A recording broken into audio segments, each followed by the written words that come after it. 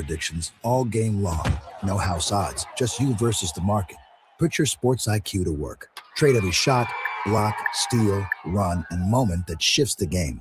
With Robinhood Prediction Markets, trade every play. Visit Robinhood.com/predict to start trading. Futures and cleared swaps trading involves significant risk and is not appropriate for everyone. Event contracts are offered by Robinhood Derivatives LLC, a registered futures commission merchant and swap firm. Oh, God, I feel wicked, awful, bad, awesome, sucky.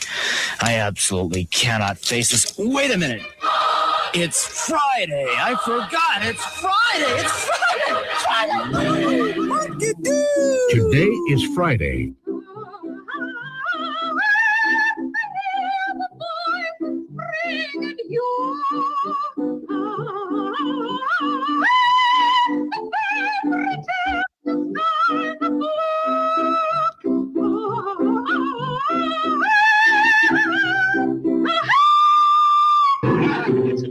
That's enough.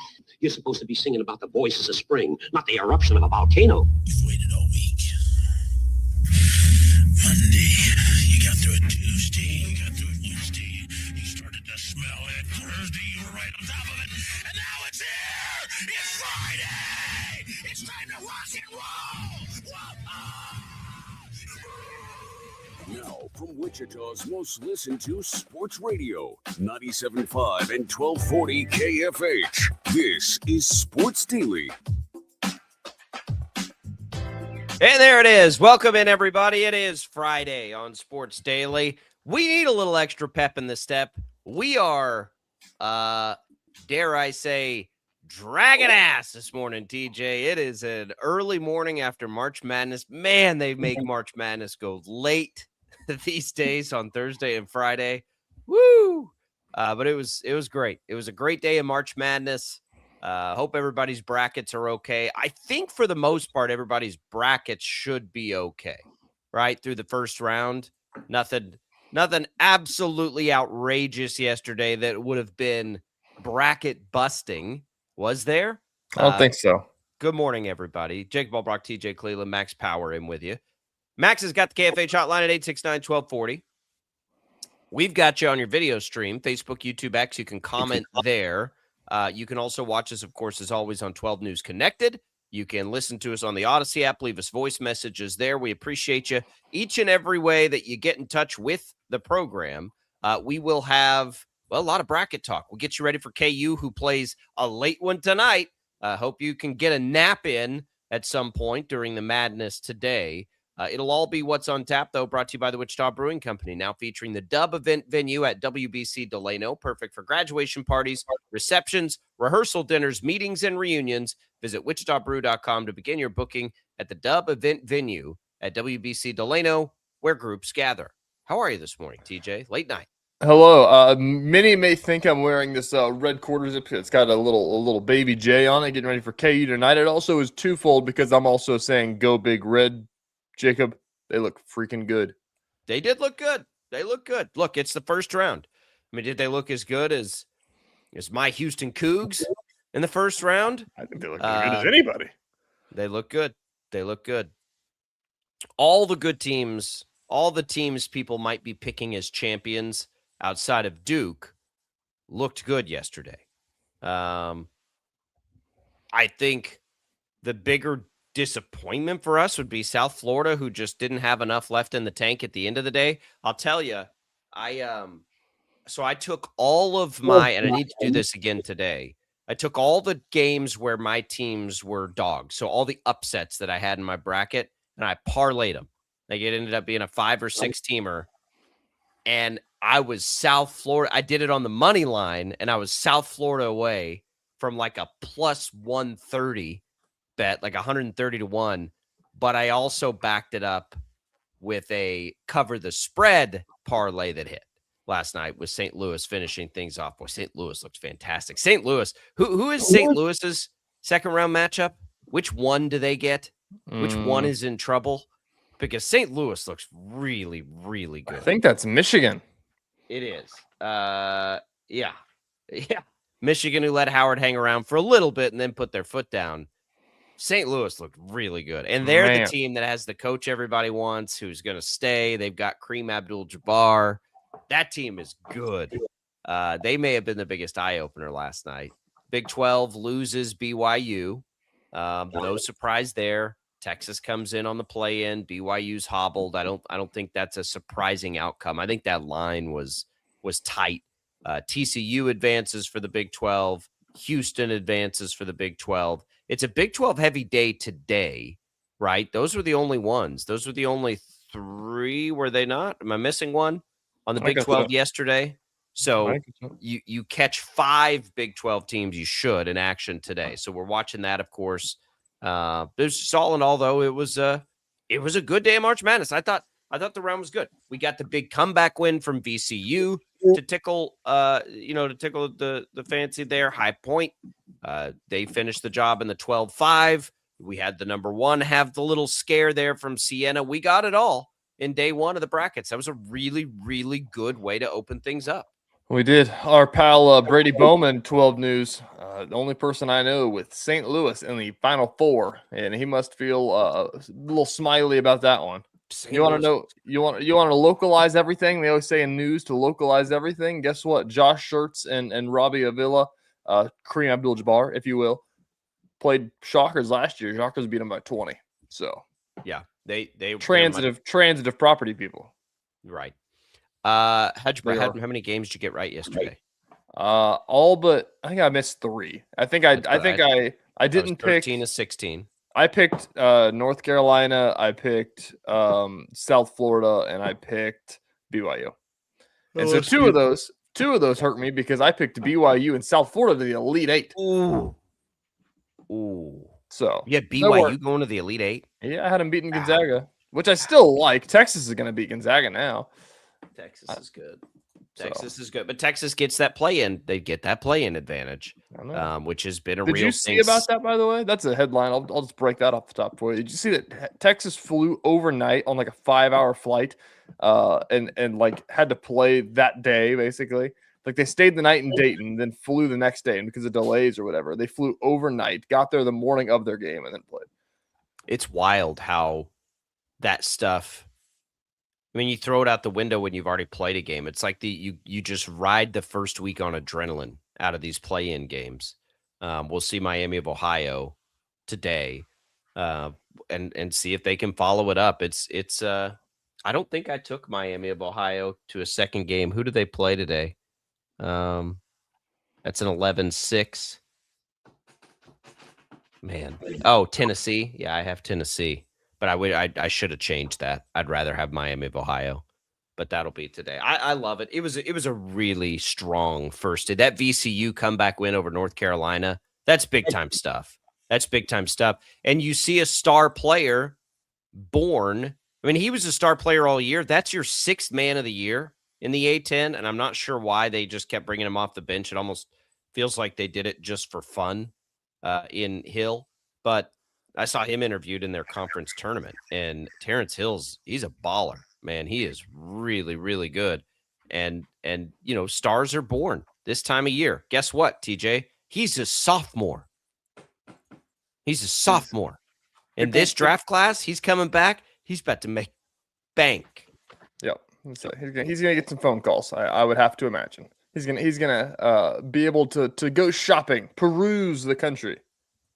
Not that VCU is not a great program, it is, but this is where he's on display. He's on full display right now of the world to watch, and he had one yesterday. My goodness, did he have a game yesterday? That was wild. That was a wild game, and the biggest, I believe. Is it the biggest comeback in tournament history? 19 points. Really? I believe it is. That's what my wife told me. You want me to tell you something? You want me to tell you something here? UNC might fire Hubert Davis and hire Josh Schertz. You think he'd take the job after just taking that raise? You turned down North Carolina? After you just took the raise, though? Right now? Ooh, yeah, you might be right about Hubert Davis.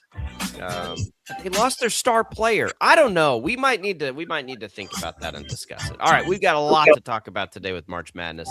Let's get you ready for KU tonight when we return.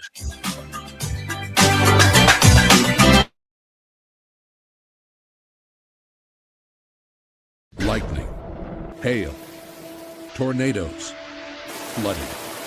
It's the worst of severe weather, and it's coming. Spring brings warmer temperatures, but also dangerous weather conditions. Stay up to date day or night with the Storm Team 12 weather app. You'll get accurate forecasts, so you can plan ahead and stay safe, no matter the weather.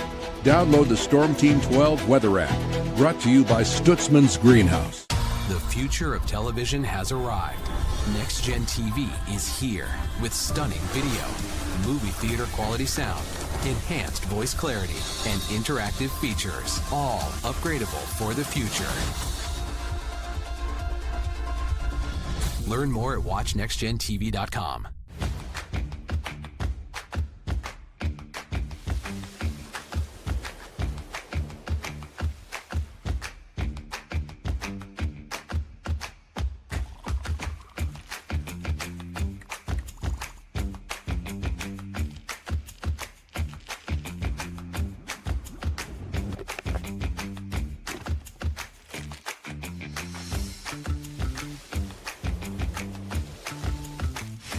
The canvas of our imagination. They tell a story. Clouds affect the events of your day.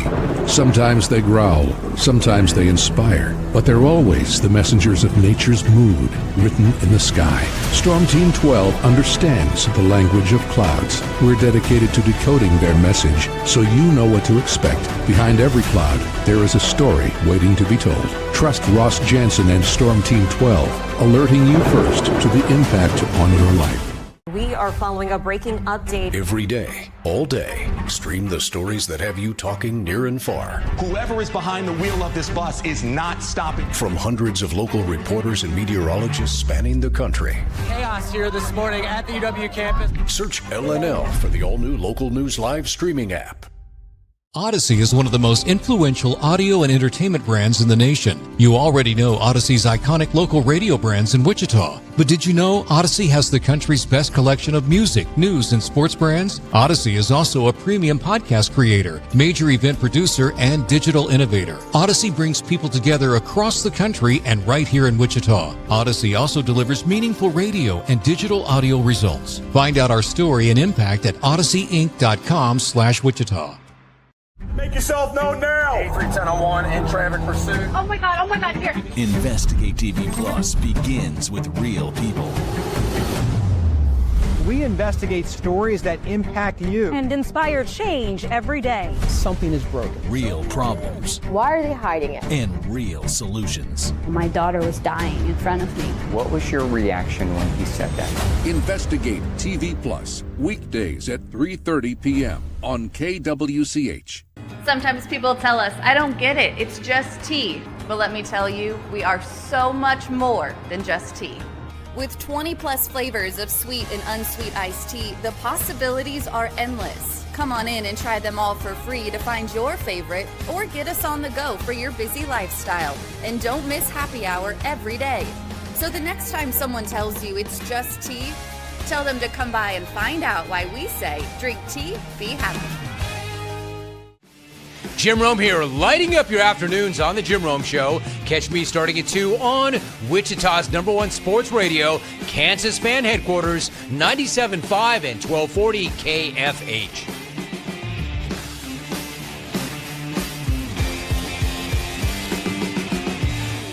Mornings are busy. We're here to make your mornings better. We report the stories that affect you. 3 more hospital lies from contaminated apple juice just a day after the FDA issued a recall. We're here to make your mornings better. Closing east and westbound lanes of K96 for repairs. With 12 News, you're prepared for your whole day. Scattered thunderstorms across the state into the afternoon. Stay a step ahead with 12 News this morning on KWCH and KSCW.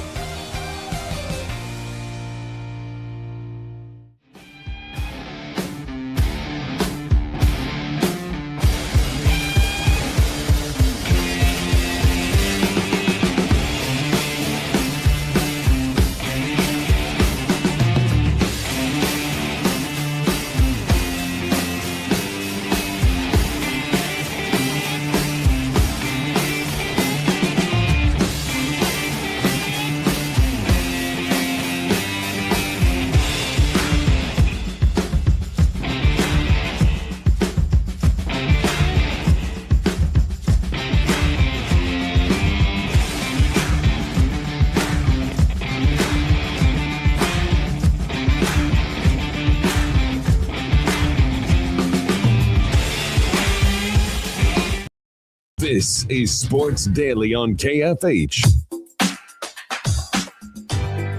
Oh, man. Need a nap today, but no time for that. Got to go play golf. Got to go play 18 down at Crestview Country Club. North Course is looking great. Are you kidding me with this weather? Surely you're getting some golf in, TJ. We appreciate Crestview for all their support. 36 holes right now. This would be great. Get off the air, run, play a little golf. Got to take a work lunch meeting and then basketball the rest of the day. It's gonna be a nice little Friday. Maybe Home Depot if there's time. It'll be great. Bring your green hat. Head out to Crestview. Tell them we sent you.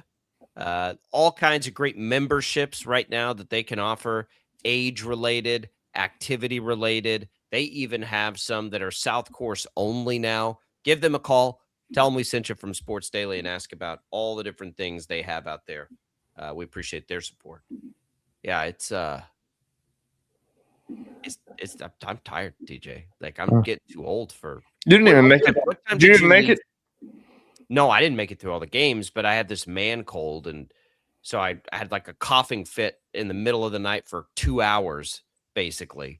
And now it's just like, ugh, like what on earth? No, I made it to a little after halftime. I made it into the second half of St. Louis, Georgia, until I had to call Uncle on it.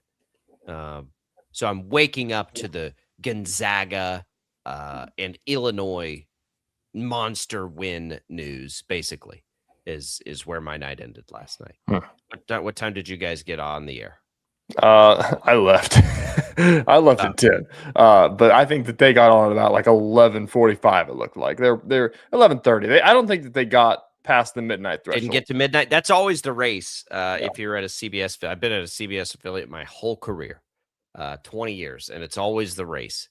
Are you going to hit midnight during March Madness? And it's always the Thursday and the Friday and the Saturday and the first week, and then I think the Thursday and Friday again the second week, but not the Saturday. Yeah. And it's I bring all this up because we're waiting, anxiously for scheduling news on KU if they can take care of Cal Baptist. That's right. Last night I got all my stuff from Rachel in. I got my WBIT highlights in. By the way, How did we do? I didn't.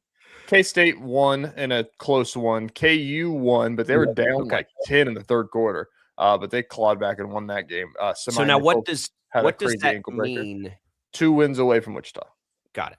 Yeah. Got it.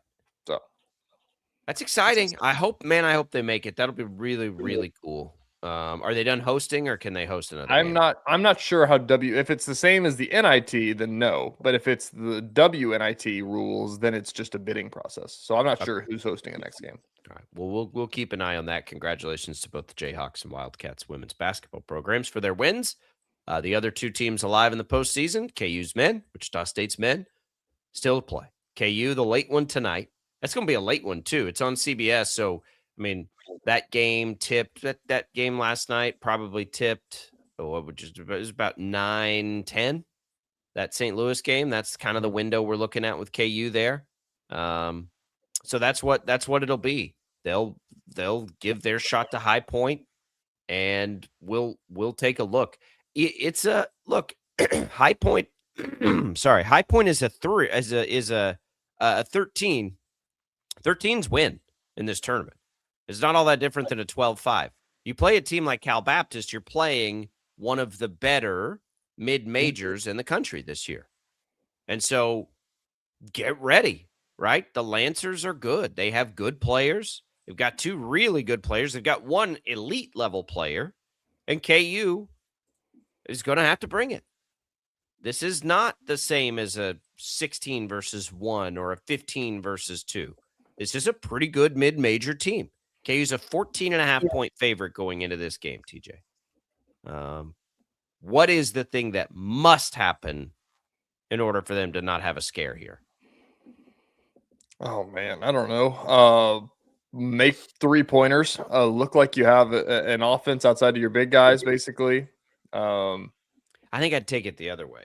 I think they've got to be elite. I think this entire tournament, they have to be the elite version of themselves. But my point here is that they don't they struggle on offenses whenever they can't do anything besides go inside, because then it's the Hunter Dickinson problem where you've got 4 guys guarding Flory and Tiller inside, and then it gets stagnant, things like that. I think that the offense, if they're going to do anything in this tournament, not so much to the degree today and against St. John's potentially, but like if they're going to make a run, they're going to have shooting. They can't do everything inside. Well, here's what's interesting about Cal Baptist, as by the way, essentially a top 100 team in the KenPom. They're right behind Hofstra's up there, Miami of Ohio, High Point, and Akron was way up there, is way up there, and I think that's it on the mid. Oh, Santa Clara. Santa Clara's top 40. My goodness. Those are the teams. So you're in that range, right, of teams. I would not have guessed this based on everything we've heard about Cal Baptist, but as you start to dig into them, they have this elite offensive player, Daniels, right? Mm-hmm. They're top 60 defensive. They're 53rd in the defensive rating on KenPom. It's their offense that's not quite as good, 192. Yeah. So they kind of profile the way of Kansas. That's really interesting. And it may not be easy scoring tonight. The over-under is at 138, 140. Yep. So you're being told by Vegas that this could be a game in the 60s, so I think KU at minimum has to be really good on defense, because Cal Baptist, if they really are that good defensively, KU may not have the easiest time on offense tonight. It's true. It looks like, based on what I'm looking at, they've held their opponents to under 65. I mean, probably in half their games, it looks like, at least under 70 in over half their games. By the way, digging through stats here, they haven't lost a game in the state of California this year, so that's something. All their losses have been on the road, and most of them have been in the state of Utah, the Utah Valley, Utah Tech, Utah Valley again, Utah, BYU. So don't take them. I mean, Utah. BYU beat them by 31. They lost to Colorado. They went on 2 different 3-game losing streaks. Those are close games, though, against Colorado and Utah. Not against BYU, though. Not BYU. So look, they've been good. They've been not good away from home. Not a game that should scare Kansas. And it's interesting because if you go through and look at Kansas's potential path, we talked at length about St. John's. Of course, they got to get there.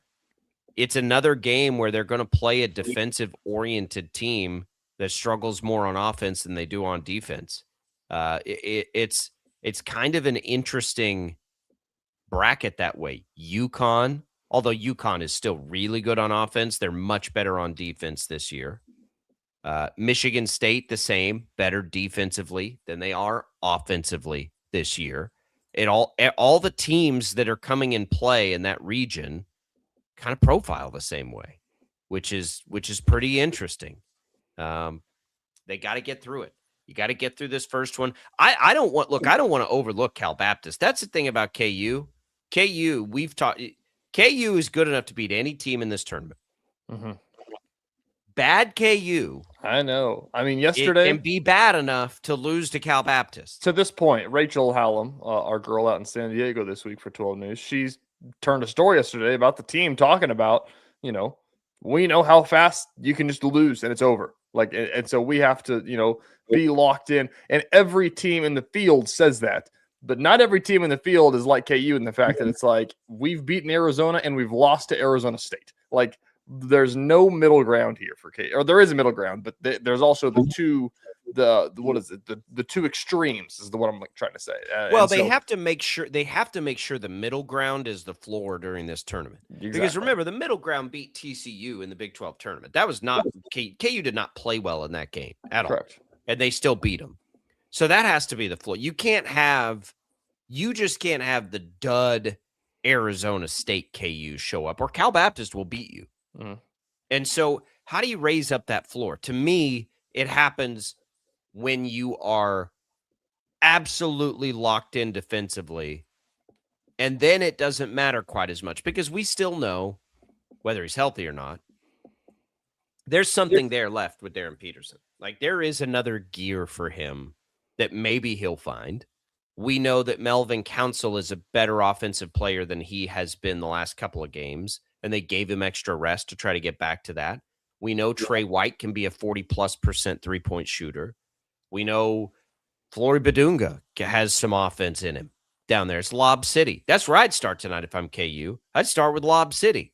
To me, that's when they've looked their best, is when they start there. Yeah. When they're throwing lobs and doing all that stuff, that version of KU to me looks better than I agree. Trey And White and Darren Peterson taking 15 threes. That's what my point was back in January, is that like Darren Peterson, especially, I think that the healthy Darren Peterson that we heard all accounts about back in July and August, like I think he'd be fine to take 30 shots a game, whatever you want him to do, right? Things of that sort. But I think with the current version of him, he's hurt. Like we know that he's playing hurt, and it's not the full complement of Darren Peterson. I think that he almost would be better right now if he was. I always compare it to Grady Dick. Grady Dick was the best player on that team, but Grady Dick wasn't the first option on that team. Correct. Once. Yeah. Like maybe that's what needs to happen, and that I think I don't think you need to change your identity mid-tournament, but I think that as simple as let's try Flory. Flory's more athletic than anybody on the court. Let's try the inside game first, and then kick out Darren Peterson threes. I'd rather see that than Darren Peterson creating with the ball, I think. I'd rather see that to start. I'm not sure though that I subscribe. I think Darren Peterson's going to have to be the best player on the floor. I agree. KU plays for them to do anything. Maybe not in this game, but if they're going to make any kind of run, Peterson needs to be like Debanza special. I'll say this. I think that could have been okay if that happened a month ago. But I think that now they've played so much of saying it's this way, like it's going to just take him making a bunch of shots. I've said this, and it is not it's not meant as a knock or an offense on anybody else on this team. It's not. But I've thought this for forever. I know they beat Arizona without him. I totally get it. I don't think they're good enough, not offensively, to make any sort of run if Peterson's not the biggest part of it. Yeah. I love the idea of starting down low. I think they should always do that, and Bill Self traditionally does. Flory Badunga's not quite yet there where he's taken over a game on offense. I agree. He is very dependent on Council and Peterson getting him good looks. Yep. So, like, I don't see a path for them offensively that doesn't start with Darren Peterson. Melvin Council's had a few times this year where he's come in and he's just been the guy on offense, but it's not something I think they can count on. Yeah. It's got to be Peterson, or in a pinch if Trey White's feeling it and he's hot, and like the shooting the threes thing could happen for him. But man, they just need Peterson to like find that groove, feel it, because if that happens, offense gets easy. You're just like, well, DP, just go create, right? Go create, whether you're lobbing it up or whether you're getting your shot, because nobody can defend him at the college level. When he's going, nobody's athletic enough to defend him at the college level. That's why NBA scouts love him, right? That's why AJ Debanza is the leading scorer this year. You've got NBA guys playing college basketball. I'll say this. I feel like they beat Arizona without him, but now as I sit here, and there was the people that said they're better without Darren Peterson on the court, we never agreed with. But now as we sit here in March 20th, like as I look at that team without Darren Peterson, I'm baffled on how they did it. Like looking at the last month of basketball of what they've looked like, how did they beat Houston and Arizona with limited DP and no DP, or second half of Iowa State, whatever you want to say, you know what I mean? Like I don't know how they did that. Like that, the rest of the team is not gifted offensively enough to get big wins. People may not agree with me on this. I actually think this has been a really good job this year by Bill Self. It like to not have had Peterson at full strength this year and to just sort of take a step back and look at the roster. It's been he's done a really good job. I know there's been all these rumors and everything else. Man, if Badunga doesn't go pro and they can bring some of these dudes back and they can go hit the portal again, they've got a chance to be special next year. Special. I think Self has navigated this all very well. mean, this was always going to be a team. When you've got a guy like Peterson, like you're beholden to that kind of a star player. It's been that way forever for Kansas, whether it was, Wiggins, they've had him, Grady Dick, a little bit, but that team changed, obviously, as we saw some other players really step up. To navigate the cramp thing, all of it, for them to be in a position as a 4 seed, looking at this thing like the way that they are, I think it's actually been a really good job this year. I think they've done a nice job because I don't think outside of Badunga and Peterson, this is some juggernaut team of talent. I agree. I mean, Bryson Tiller's going to be great if they can keep him around, but he's a freshman, more like a regular freshman. Like, they're not dripping with talent. Yep. So they're in a pretty good position, all things considered. Now, you that's going to happen when you bring in a guy like Peterson. Now, can you lean on the guy everybody wanted? Everybody had Peterson at 1. Can he step up and do some of the special things we've seen out of Debanza and Acuff and Flemings in these big games? Boy, I hope so. Because if he can, it could be special. Man, it could be special. We've talked all year long about as long as he's healthy in March Madness, and I think he is. I mean, I've played this game for a month of healthier. I don't think I've played this game for a month of if they're saying he's healthy, then he better be healthy. And this is the first time I really think it's he's actually healthy. He's played 37 minutes last week. I think he's actually healthy. Healthy as he's going to be, I guess I'll say. I don't think he's going to be 100% healthy. As healthy as he will be in his college career is probably what we're about to see on display. What that number is, I'm not sure if he's the 100% Darren Peterson that was just absolutely torching guys in the Lawrence back in August. But, I mean, he's going to be the best player on the court the next however many games it's going to – whatever game – I'll say that. No matter if they play Duke, that's interesting. But I think he's the best player on the court for the next 4 games if they get that far. I think he is too. He may not play the best, but I think he's the best player. I'm with you. I agree. This is kind of what you hoped for. They're in a better. And this is why. Why you keep trying too. What was the seed line for them the last 2 years? What was their seed line? 7 last year and 5 the year before. Was it a 5? Yeah. No, it was a 4 the year before. It was a 4. Yeah, but exactly was a 5. It's it's the same position essentially they've been in, but you feel a lot better about it. Yeah. A lot better about it than you did the last 2 years when they were coming into this thing. And they weren't even. And ESPN thought they were going to be a 5. They kind of stole that 4 line. I think they deserved it. They had enough big wins. They deserved it. Doesn't matter. They would have probably been St. John's at 4 and them at 5. What difference does it make? All right, we'll come back. We'll have more on the tournament, and then we'll look around. We got headlines I missed today. It's a Friday, everybody. TGIF. It's almost time for the weekend.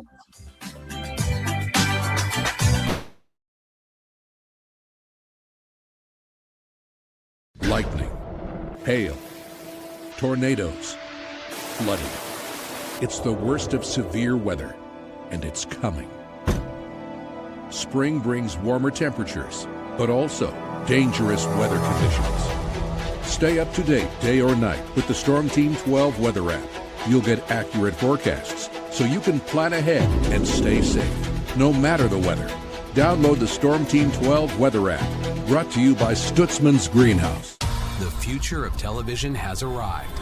Next Gen TV is here with stunning video, movie theater quality sound, enhanced voice clarity, and interactive features, all upgradable for the future. Learn more at watchnextgentv.com.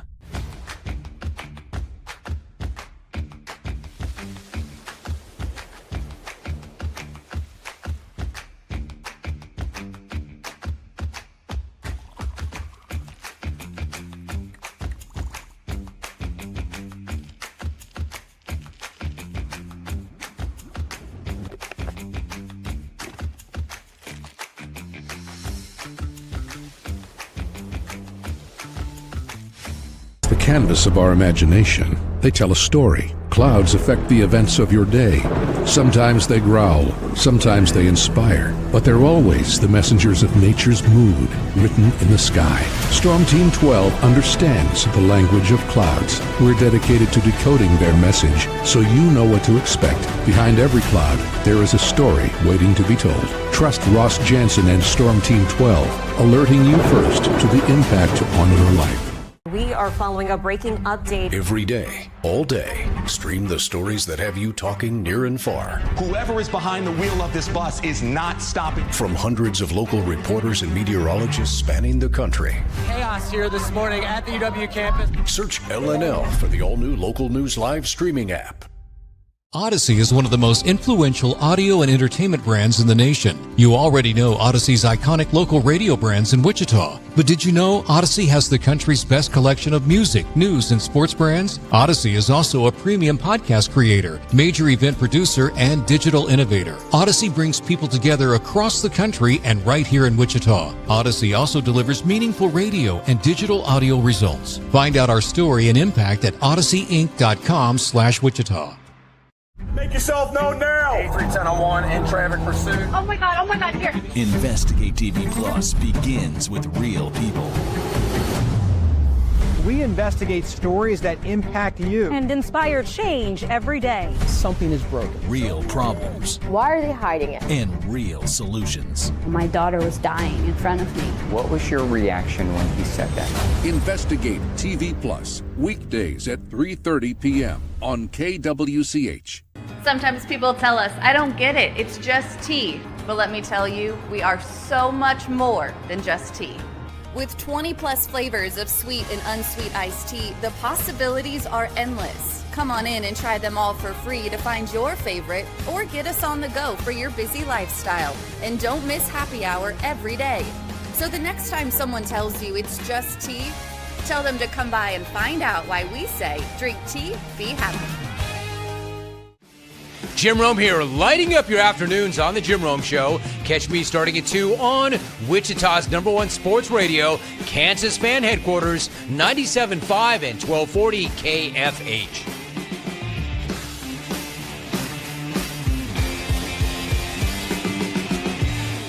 Mornings are busy. We're here to make your mornings better.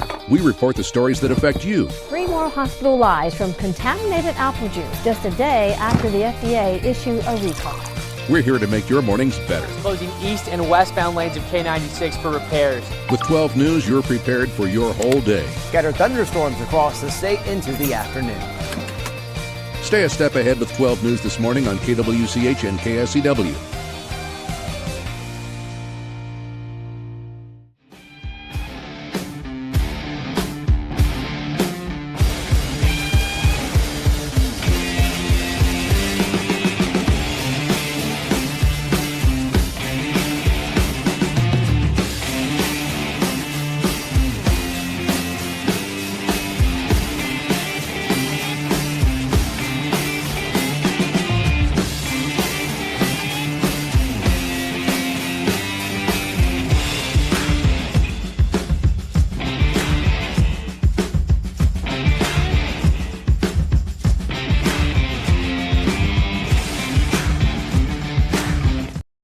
KFH.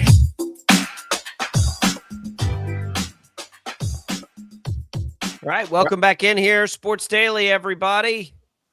We're getting you ready for all of it. Glad to be here with you. You know, TJ, we've been talking a lot about it. This March, the madness not just on the court, taking on downtown Wichita. Here we go today. KFH, Hoops for Heroes, 9th floor, club and venue. That's today.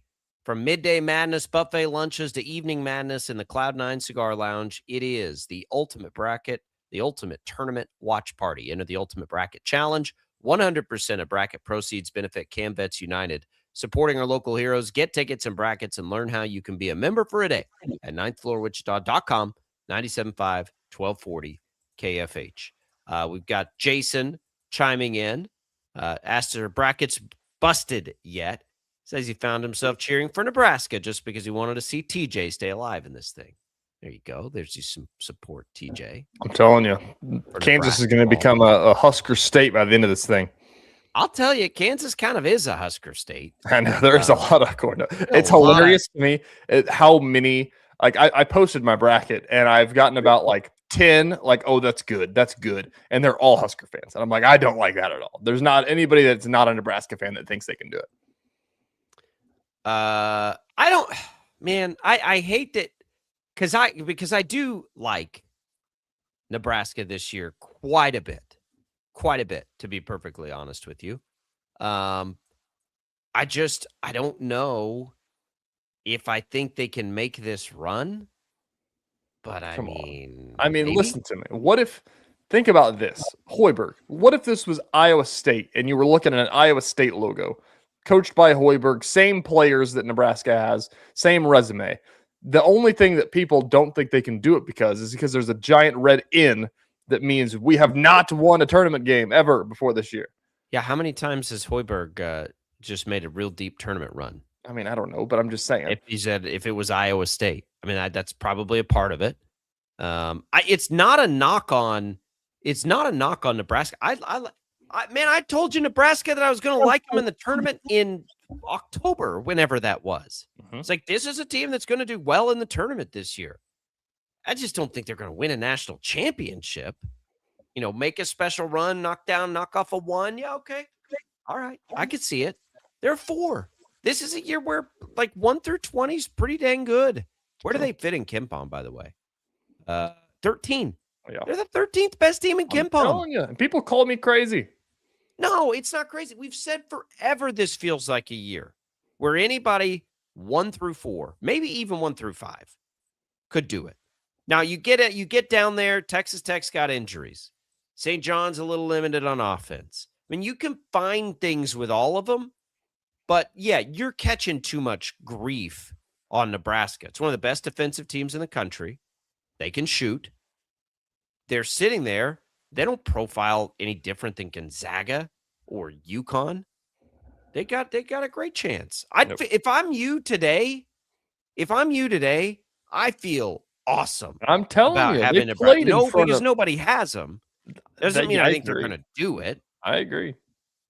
Honestly, like I feel great. Like they've just played in front of 12,000 Nebraska fans in Oklahoma City, and they're about to do it again against Vanderbilt. Vanderbilt scared me. McNeese gave them a scare, but I think the fact that it's going to be another Nebraska home game, I feel pretty good about that. What are they in? Is it South? I think, yeah, the South region. Houston, that's drivable from Lincoln. They're crazy enough for that. Where did I put Nebraska? I'll check that. I think I had them probably had, you probably had them lose to Houston, Florida. Did you have them lose Houston or Florida? They'd play Florida, right? I think I have them losing to Florida, but I think I have them to the Sweet 16. I think I got them beating Vanderbilt. I'll check that. I'll check that while we're sitting here. But look, I like them. I think they're good. By the way, just checking around some betting lines today. I did the same thing. No, I didn't do this. Yes, I did do the same thing. The 3 upsets I have today: Santa Clara, Clemson, UCF on the money line. How do you feel about that? Santa Clara. What's the second one? Clemson over your boy McCollum in Iowa. Oh, I ain't picking that. No way. And UCF over UCLA. I don't feel that great about Speaking of it. upsets, Jacob. Yesterday, you went of the teams that you had playing in our upset draft. You went 3 for 4. VCU High Point. VCU High Point, Texas A&M. Didn't get South Florida. You haven't had anybody. I didn't have a single one play. I'm on all 5 today. Not bad. I gotta check here. Let's see how far I had Nebraska. Let's just take a peek here. I'll tell you, my game of the day is Tech Akron. I'm a nervous wreck. Can't wait for that. It scares me because I'm in on Tech. I have Akron to the Sweet 16. I'm terrified. I've got Nebraska to the Sweet 16. By the way, Akron's good. I just listen. Tech it might be the year of the mid major. They're calling everybody out too. I'm so upset for Tech and JT Toppin. Tech was probably going to be my pick to win it with Toppin this year. I was sitting there watching the Big 12, and it's like, I don't think I can take BYU, even though they were great with Saunders. It's like, they're not going to be good enough defensively for me to run. It's like, it's going to be Tech or Houston. Been thinking that all year. It's going to be Tech or Houston. And then Arizona starts playing. You're like, whoa, we haven't seen a lot of teams like that. But then again, man, if they play a really good shooting team, that's going to be trouble for them. So it just kept coming back to Tech or Houston. I'm like, man, JT Toppin's so good. I'm gonna take Tech. Ah, man, I'm pretty sure I'd have taken him all the way if that was the case. God, that Duke Siena game is so freaking crazy. My family was watching that game. My wife texted me and the kids, like, "Are you seeing this Duke game?" I'm like, "You have no idea how that melts my heart." It's like, I'm on the air right now, and yes, I'm seeing it. There's a monitor in here, and so yes, I'm seeing it. But I love it. I love that they were all fired up. I love that I get home and my kids are just telling me about basketball games. There really isn't another thing. Like they're into football enough. Like we watched some of the playoff games and they were into it and it was okay. There isn't anything they get as excited about as March Madness. And I think I was that way as a kid too. You don't know anything about any of this. Like we follow it literally every day and we don't know that much because there's so many teams. Like I want you to give me a real strong opinion on Alabama Hofstra today.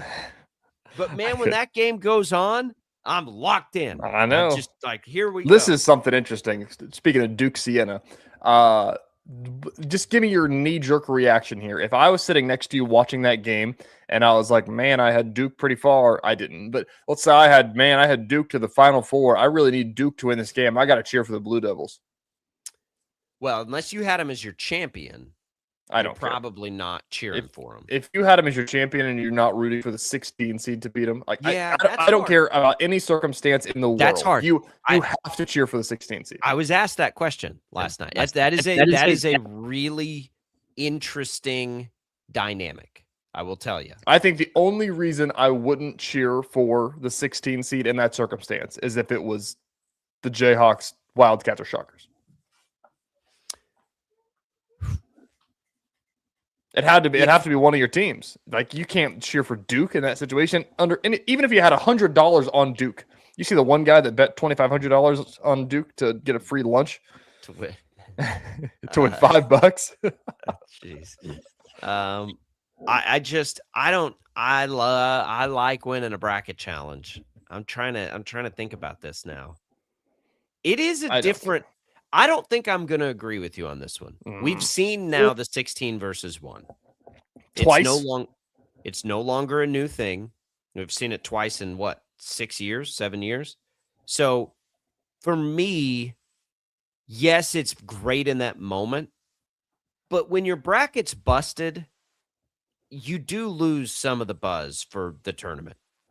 And so to have a busted bracket on day one, and I've never been a victim of that, thank goodness. But to have a busted bracket on day one, and now you're watching, and it's still awesome, and it's still great, but let's be real. A part of the reason we all rally on this is because we fill out brackets. And to have your bracket busted on day one, I think if you pick Duke, you're still going for Duke there.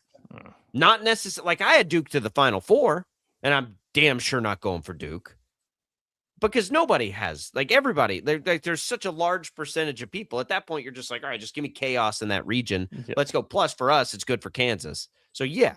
But if I had Duke as my champion, I don't care. No. It does kind of suck to have a busted bracket. It's history. You got to root for history, man. And I've learned that. It's not history anymore. We've seen it twice. But it's the third time in ever of all the years of this tournament. We've seen it twice. You're telling me that you're the Grinch. If you are not cheering for Siena in that situation, you are the Grinch. You don't have a heart.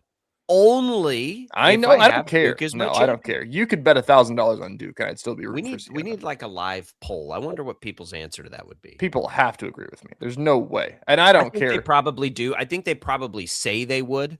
Anyway, I don't know if it came down to it and your bracket was busted. Like I'd want an honest, hooked up to a lie detector. You're talking to St. Peter at the pearly gates answer. If you picked Duke as your champion, what was the outcome you were rooting for yesterday? That's what I'd want to know. You can't ask it generically. You can't ask the general public. I want to only hear from Duke bracket people who picked Duke. I only want to hear from them. Who were you going for in that game yesterday? And I'll bet you if you had them on a lie detector, most of them would say Duke. People don't want their brackets busted. They don't care unless you're like in some crazy expensive bracket pool. Like I would happily just rip my bracket into shreds if Duke lost yesterday. I'd say that was cool. March Madness is made. Would win. Everybody would win except the Duke better. Speaking of bets, I was just browsing the KU game. How do you feel about Darren Peterson? 4 3-pointers at 3-1. Yeah, I mean, if he plays well, he's gonna do that. 3 is about even money. So there's one for us. What, 3-1? Yeah, I got it at plus 290 here. Yeah.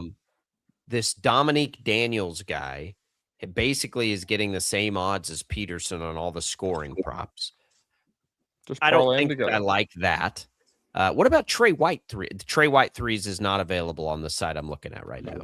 Oh, yes, he is. 3 3s for Trey White is 3-1. He doesn't get up to 4, but 3 3s for Trey White is 3-1. Flory Badunga points. You can get him, basically, you get plus 120 at 15. Don't like that. What about rebounds for Badunga? 10 plus gets him minus 125. His over-under's at 9.5. There's not a lot there I like. I got to be perfectly honest with you. Ooh, how about this? We're talking about mid-major basketball. Pete Thamel just tweeted, Georgia Tech is trying to hire Troy's Scott Cross. Okay. That's significant. I'm old enough to remember when Georgia Tech was awesome. I don't even know who was that. They were a 1 year, and I remember them because I took them in my bracket all the way, and I was young. I was in middle school. I was so fired up for that year and that team. They had, is it Schencher? If I recall that name with my memory, you're going to owe me something. Is it like Luke Schencher? I don't know what the hell you're talking about. Oh, I'm gonna pull this up at some point for headlines that you missed, not knowing the history of Georgia Tech basketball. What year would that have been? In the early 2000s, or right around 2000. They made it to the national championship game and lost to UConn. It was 2004. Man. I love March Madness. What the hell am I doing? Looking up 2004 Georgia Tech Yellow Jacket rosters. Wow. We got another great. It's Luke Schencher. You owe me something. Jarrett Jack was on that team. You remember Jarrett Jack? He was really good. BJ Elder was on that team. That team was awesome. Luke Schencher guy that played for the tall, weird-looking dude. Yeah. Jarrett Jack, the bald guy that played for the Warriors for all those years? He did play for the Warriors for a while. Okay, I remember him. I need you to look up Luke Schencher. It's Will Berg there. We'll be right back.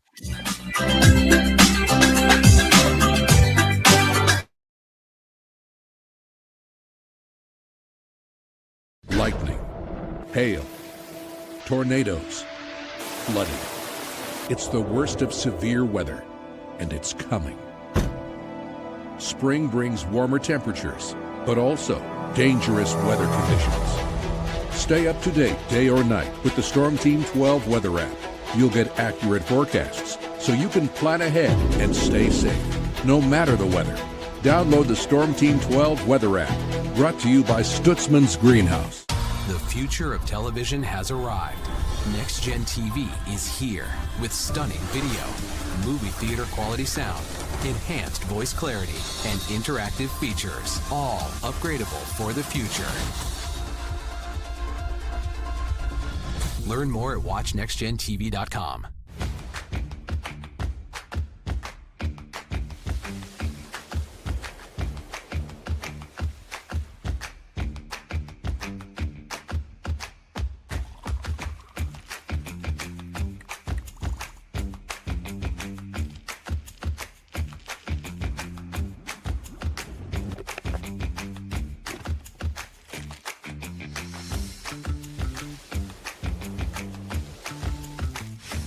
Canvas of our imagination. They tell a story. Clouds affect the events of your day. Sometimes they growl, sometimes they inspire, but they're always the messengers of nature's mood written in the sky. Storm Team 12 understands the language of clouds. We're dedicated to decoding their message so you know what to expect. Behind every cloud, there is a story waiting to be told. Trust Ross Jansen and Storm Team 12, alerting you first to the impact on your life. We are following a breaking update. Every day, all day, stream the stories that have you talking near and far. Whoever is behind the wheel of this bus is not stopping. From hundreds of local reporters and meteorologists spanning the country. Chaos here this morning at the UW campus. Search LNL for the all-new Local News Live streaming app.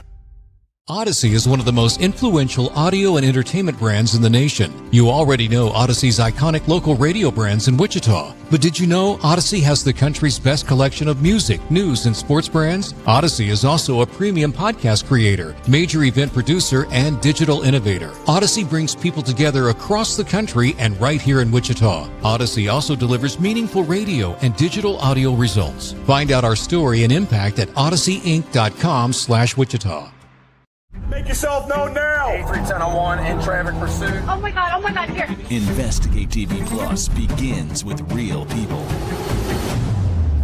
We investigate stories that impact you. And inspire change every day. Something is broken. Real problems. Why are they hiding it? And real solutions. My daughter was dying in front of me. What was your reaction when he said that? Investigate TV Plus, weekdays at 3:30 p.m. on KWCH. Sometimes people tell us, I don't get it, it's just tea. But let me tell you, we are so much more than just tea.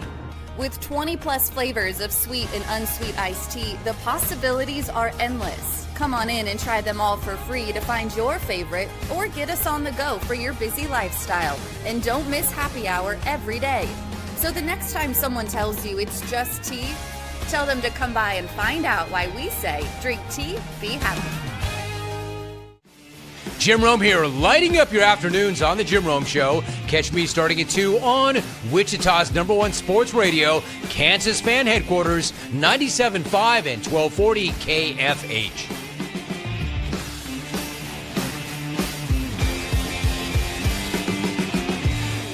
Mornings are busy. We're here to make your mornings better.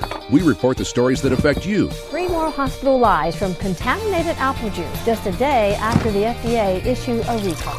We're here to make your mornings better. Closing east and westbound lanes of K96 for repairs. With 12 News, you're prepared for your whole day. Scattered thunderstorms across the state into the afternoon. Stay a step ahead with 12 News this morning on KWCH and KSCW.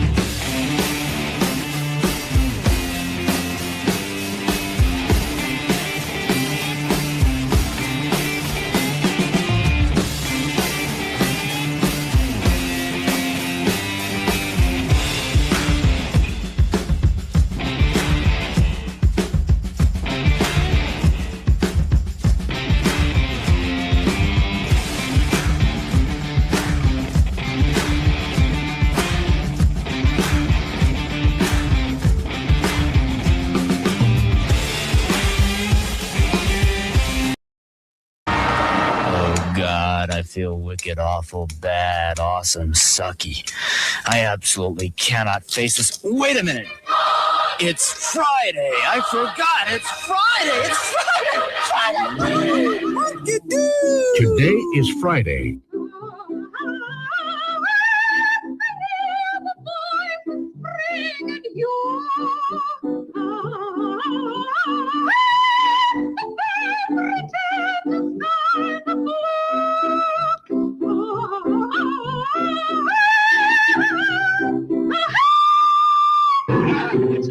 That's enough. You're supposed to be singing about the voices of spring, not the eruption of a volcano. You've waited all week. Monday, you got through it Tuesday, you got through it Wednesday, you started to smell it Thursday, you were right on top of it, and now it's here! It's Friday! It's time to rock and roll!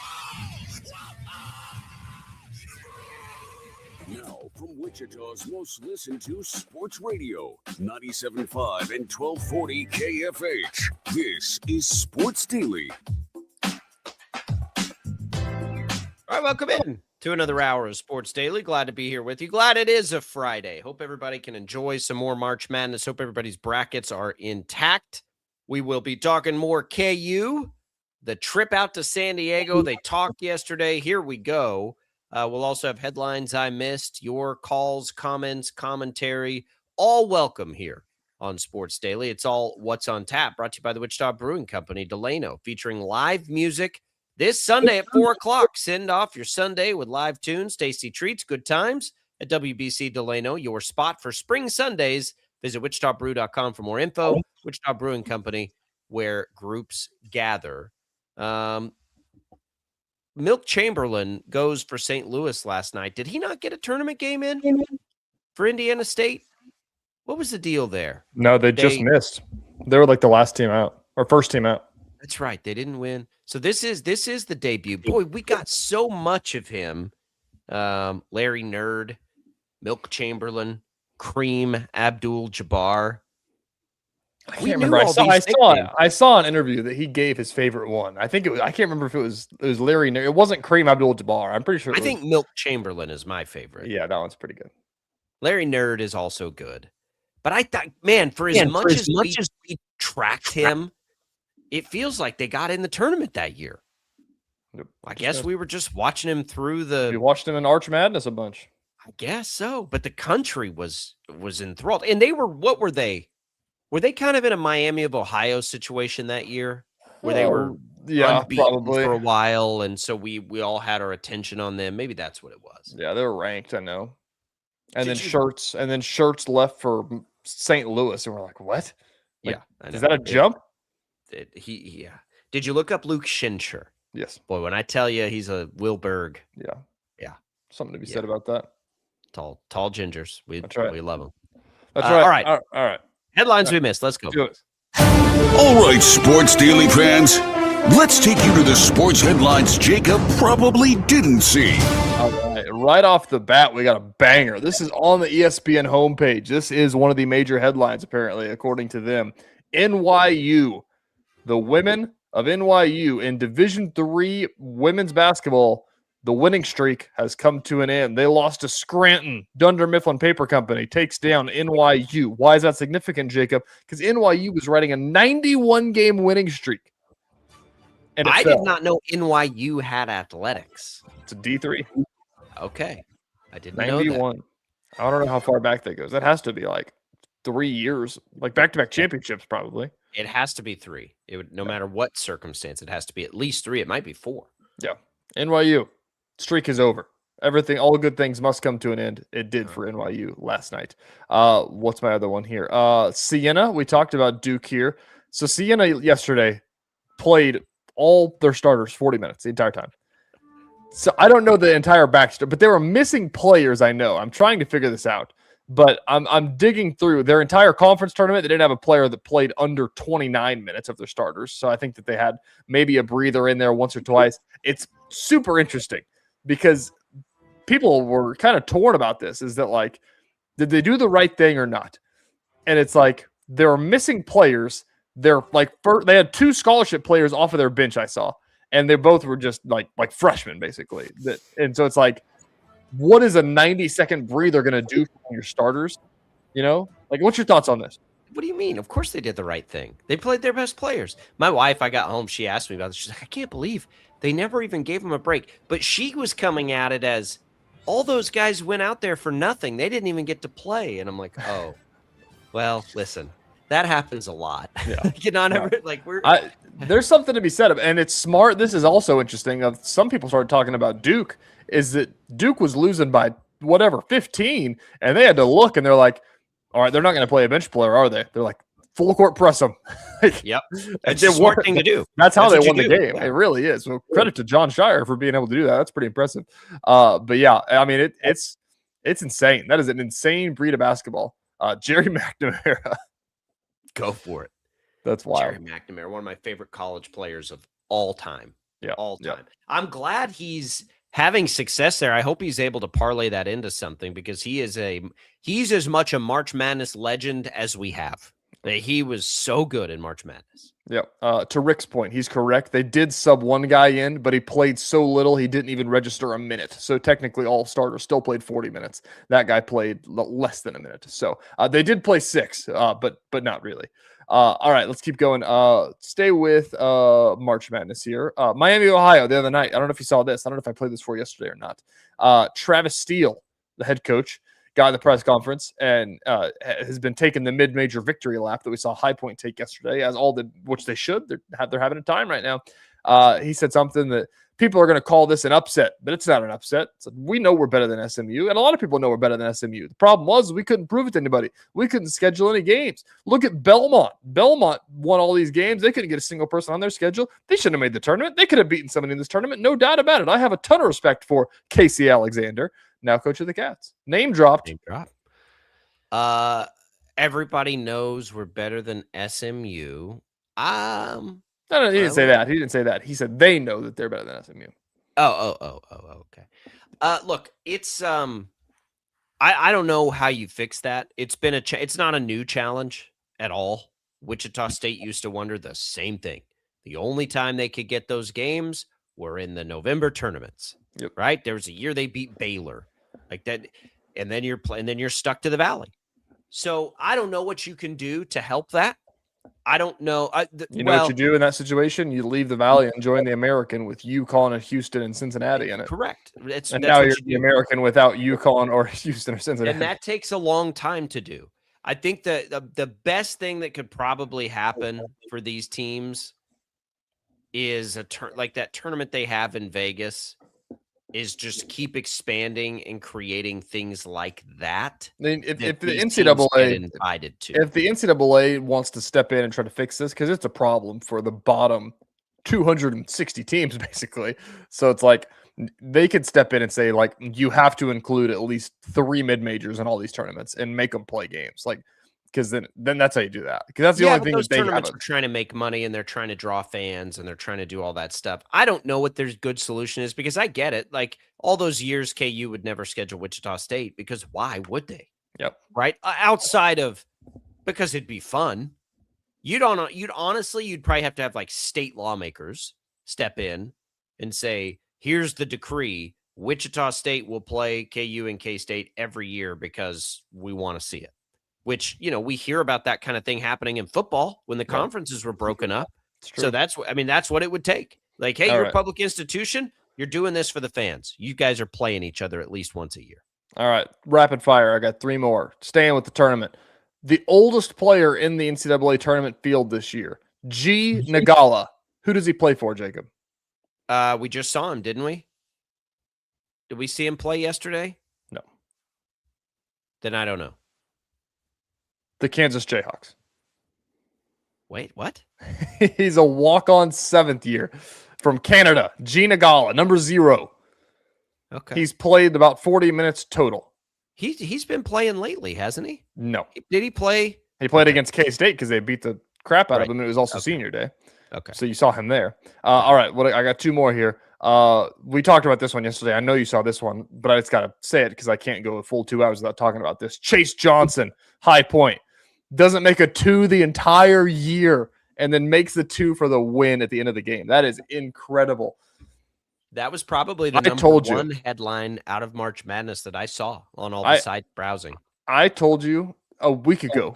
I said, there's a dude for High Point that does not shoot 2s. Like, it's incredible. Like, you have to watch this guy. And the bracket came out, and I literally knew nothing about High Point except that guy. And I said, yeah, they're going to win that game. That's what put me on High Point. That's what put me on looking at High Point as a first-round upset was you telling me that. And I was like, well, let's take a look at High Point. And then it comes out, and I'm like, they won 30 games? Okay, let's really take a look at High Point. And then, it was like, I think they could win this. Yep. Quick pivot to NCAA football. This was a follow-up, if you will, from the NCAA. They released yesterday that the Oversight Committee did not approve a proposal that would have required players to wear leg coverings from the top of their shoes to the bottom of their pants.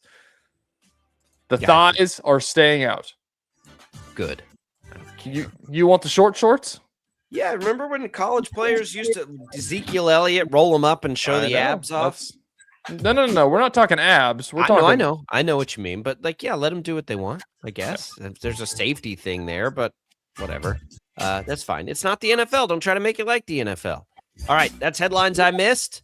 We'll come back. We got more Sports Daily. We're still getting you ready for KU. We'll get you ready for Wichita State as well this weekend. It's all coming for you.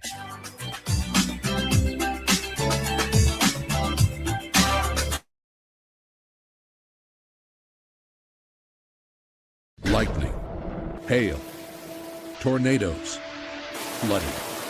It's the worst of severe weather, and it's coming. Spring brings warmer temperatures, but also dangerous weather conditions. Stay up to date day or night with the Storm Team 12 weather app. You'll get accurate forecasts, so you can plan ahead and stay safe, no matter the weather. Download the Storm Team 12 weather app, brought to you by Stutzman's Greenhouse. The future of television has arrived. Next Gen TV is here with stunning video, movie theater quality sound, enhanced voice clarity, and interactive features, all upgradable for the future. Learn more at watchnextgentv.com.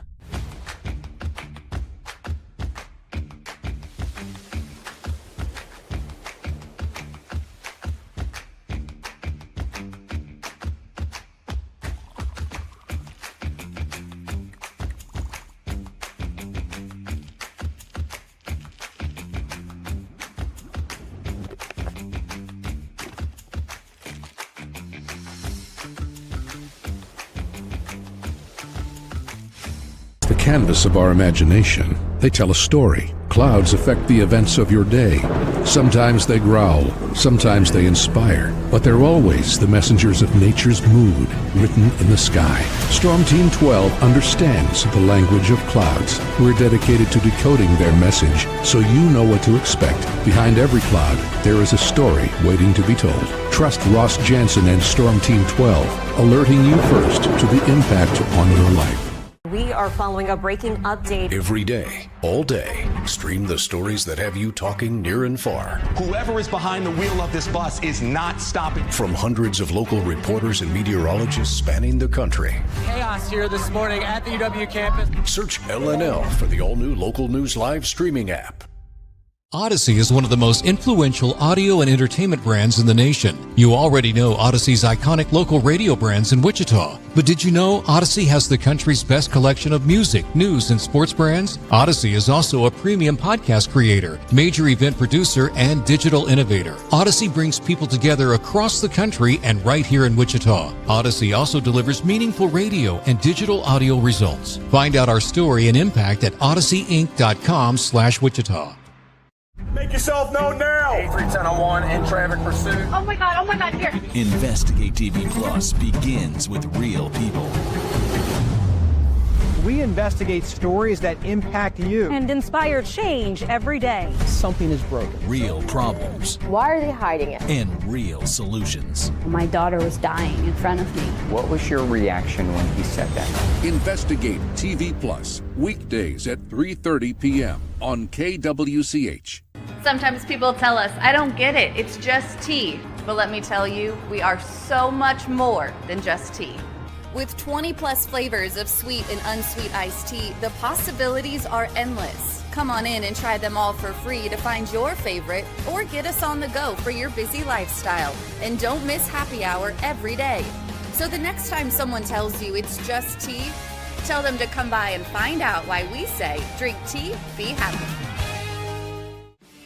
Jim Rome here, lighting up your afternoons on The Jim Rome Show. Catch me starting at 2 on Wichita's #1 sports radio, Kansas Fan Headquarters, 97.5 and 1240 KFH.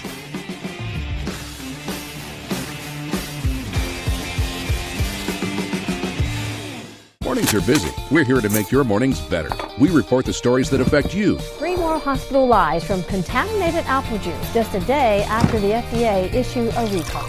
We're here to make your mornings better. Closing east and westbound lanes of K96 for repairs. With 12 News, you're prepared for your whole day. Scattered thunderstorms across the state into the afternoon. Stay a step ahead with 12 News this morning on KWCH and KSCW.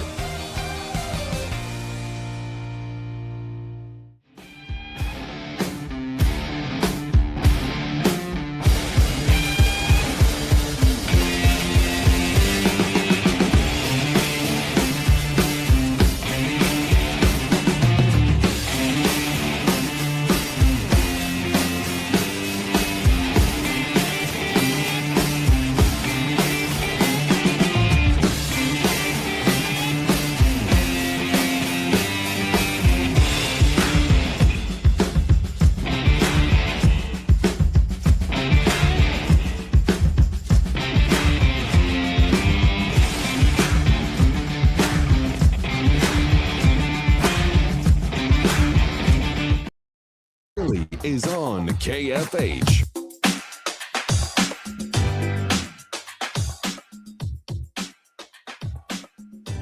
All right, welcome back in, everybody. Glad to be here with you. It is Jacob and TJ on Sports Daily. It is a Friday. It is the second day of March Madness. Football headline, TJ. Did you see Carson Wentz going back to the Vikings? So you've got Kyler Murray there. Now you've got Carson Wentz going there. Where's poor J.J. McCarthy fit into all this? Sounds like he's the third string. That's insane to me. I mean, I cannot believe they're cutting ties like that with this guy. Yeah. Here, I got a question, Jacob. Let's go back to the madness. I need your help. I've got a promo in front of me on one of the betting websites that they are doing a share of $2 million if you bet on the money line, the lowest seed to advance and get it right. To advance where? Today? To win a game today. Yes. Okay. Who's the lowest seed that's going to win today? Miami of Ohio, Akron, Santa Clara. Santa Clara's the 10. I think they're going to win. I told you my upsets of the day. Who'd I have? Santa Clara, Clemson's a 9. Who's my other one today? Utah State is in that mix, but they're favored in their game, by the way. I think it might be Miami of Ohio. Miami of Ohio's the 11, so they'd be higher. That'll be the most popular one. I think Santa Clara is the best team. Who's better, Utah State or Santa Clara this year? And I'm just looking at KenPom here real quick. Where's Utah State? Santa Clara's 38. Is Utah State higher than that? Probably not. Yeah, so Santa Clara's probably the odds-on favorite. Miami of Ohio will be the popular pick there. Utah State is 29, so they are higher than Santa Clara. Clemson technically is a 9. They're actually below Utah State and Santa Clara. Oh boy. Let's look at the other crazy seeds real quick though. You got Hofstra. Alabama's hobbled. Hofstra might be a sneaky pick now. Hofstra's 85 in the KenPom. That's better than High Point. There's a shot there. Virginia's got a history of losing to these teams. Purdue has a history of losing to these teams. Do you throw a dart at Queens or Wright State? I'm gonna tell you, I might take Hofstra. Alabama without its best scorer. I don't know, man. Is Hofstra the play? Santa Clara's the safe play. You don't know a real crazy play if you want to get a little risky here? How about Cal Baptist? Cal Baptist would be an interesting one. I mean, I'm not putting that out into the universe, but Hofstra is the same as Cal Baptist.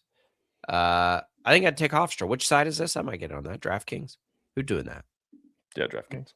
DraftKings? I might get in on that. I don't know if I have any money. We'll have Tommy call them, get us some promos on the show. I don't think I have any money there, so probably won't actually. Hofstra would be the one I would take. I don't think they're going to win. I don't pick them. I'm not picking them. But if we're talking about something like that, where I mean, Santa Clara is great, but is it 10? That's just not for a big jackpot like that. You got to shoot a little higher. Yeah, you got to shoot a little higher.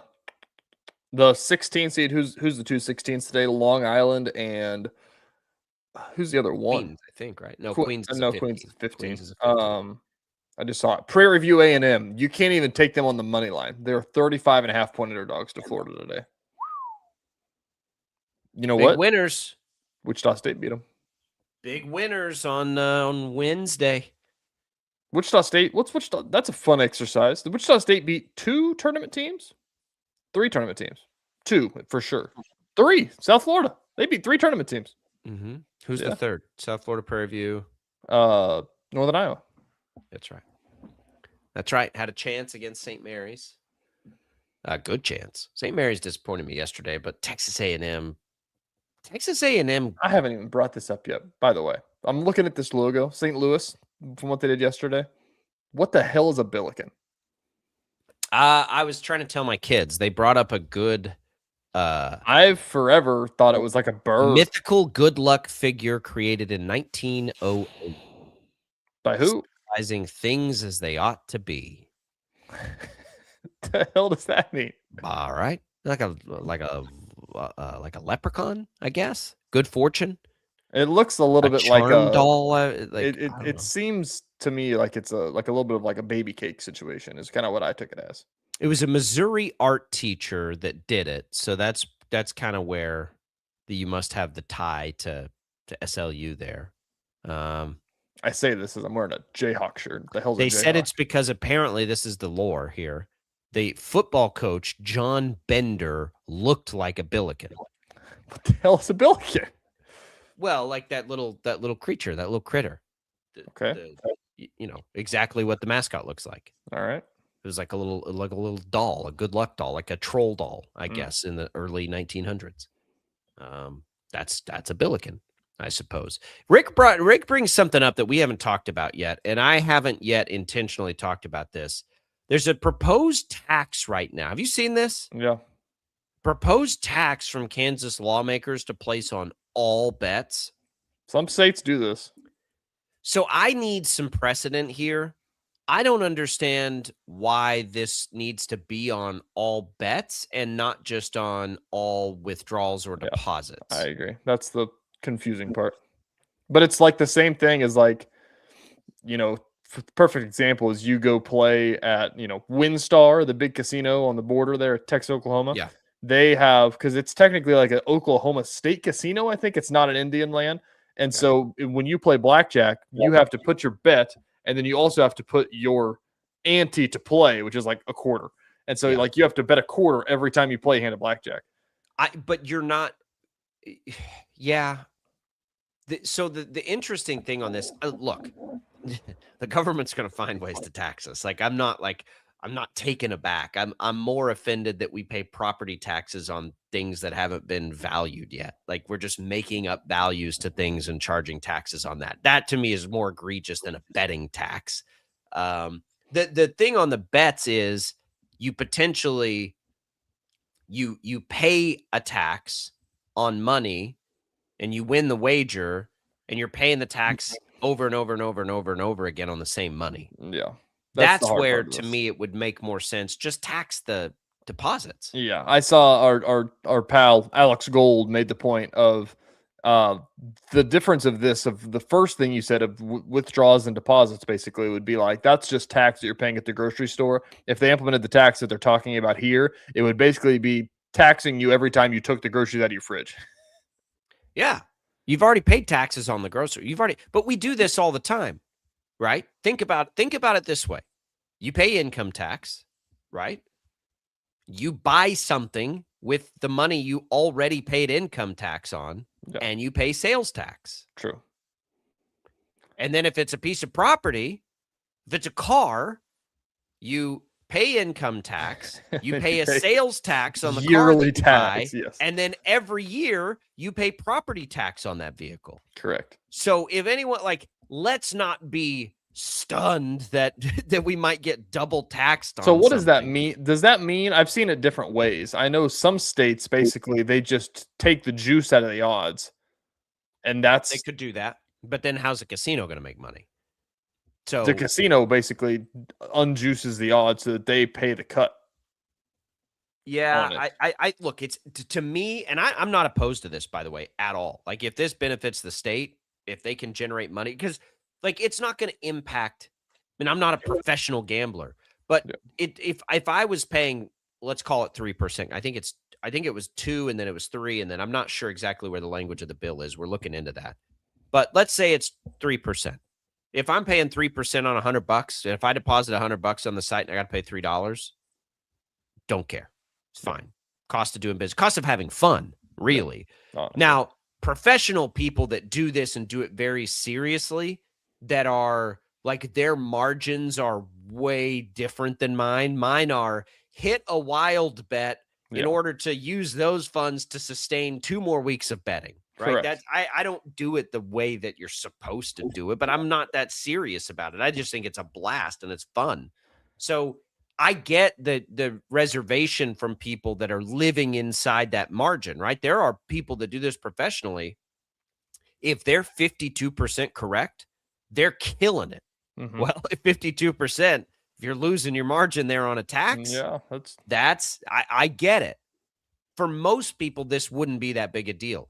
I don't know why, though, you couldn't just tax a withdrawal or tax a deposit. Probably taxing a deposit would be a better way to do it, because then you get more money if you're the state. Taxing a withdrawal, you're not taking into account the people that lose their money. Yeah.